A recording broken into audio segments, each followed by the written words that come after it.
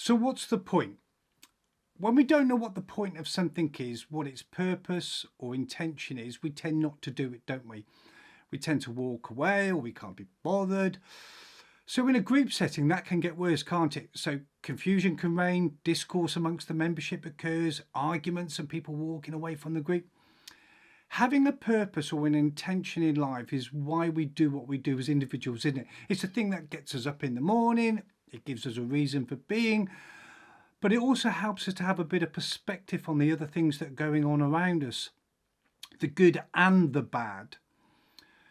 So you could also argue that as human beings, everything that we do has positive intention, or in other words, it has a purpose. So when I think about or talk about purpose, I often reflect on the recovery world. It's a fantastic example of how human beings who have a purpose, recovery, can overcome the toughest of obstacles.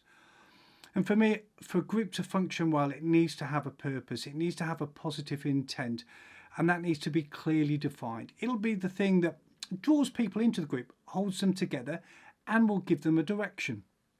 Again, look at the recovery world and peer support groups. This, however, doesn't mean that you should have one thing to aim at. Quite the opposite here.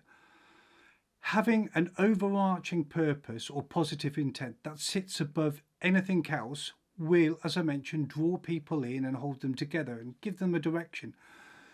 But you can and should have other smaller objectives or goals that sit beneath that are realistic and time-bound, so that you have the opportunity to feel and celebrate success while you're on your journey. Listen, if you want your group to be successful, be really, really clear, very clear on its purpose. And it will be, or it will help it to be successful. Guys, until next time, love you all, take care. Don't give up. Don't give up. No matter what.